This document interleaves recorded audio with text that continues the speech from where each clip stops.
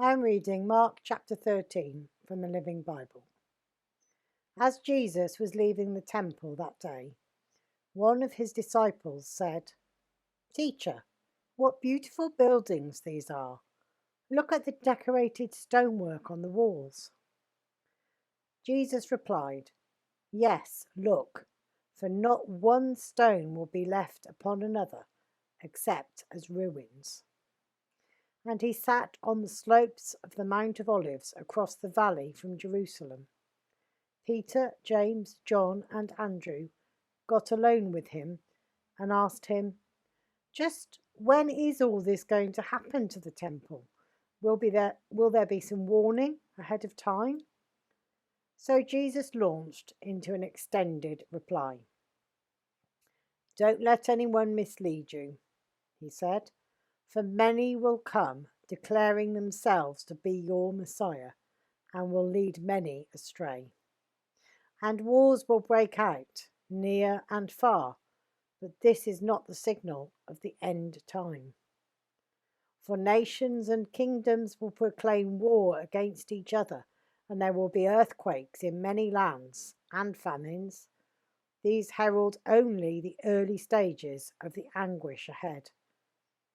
But when these things begin to happen, watch out, for you will be in great danger. You will be dragged before the courts and beaten in the synagogues and accused before governors and kings of being my followers. This is your opportunity to tell them the good news. And the good news must first be made known in every nation before the end time finally comes. But when you are arrested and stand trial, do not worry about what to say in your defense. Just say what God tells you to. Then you will not be speaking, but the Holy Spirit will. Brothers will betray each other to death. Fathers will betray their own children, and children will betray their parents to be killed. And everyone will hate you because you are mine. But all who endure to the end, without renouncing me, shall be saved. When you see the horrible thing standing in the temple, reader, pay attention. Flee, if you can, to the Judean hills. Hurry, if you are on your rooftop porch, don't even go back into the house. If you are out in the fields, don't even return for your money or clothes. Woe to pregnant women in these days, and to mothers nursing their children. And pray that your flight will not be in winter, for those will be days of such horror as have never been seen since the beginning of God's creation, nor will ever be again. And unless the Lord shortens that time of calamity, not a soul in all the earth will survive. But for the sake of his chosen ones, he will limit those days. And if anyone tells you this is the Messiah or that one is, don't pay any attention, for there will be many false messiahs and false prophets who will do wonderful miracles that would deceive, if possible, even God's own children. Take care.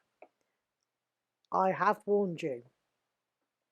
After the tribulation ends, then the sun will grow dim, and the moon will not shine, and the stars will fall, the heavens will convulse. Then all mankind will see me, the Messiah, coming in the clouds with great power and glory. And I will send out the angels to gather together my chosen ones from all over the world, from the furthest bounds of earth and heaven. Now, here is a lesson from a fig tree. When its buds become tender and its leaves begin to sprout, you know that spring has come. And when you see these things happening that I've described, you can be sure that my return is very near, that I am right at the door. Yes, there are the events that will signal the end of the age. Heaven and earth shall disappear, but my word shall stand sure forever. However, no one, not even the angels in heaven, nor I myself, know the day or hour when these things will happen. Only the Father knows.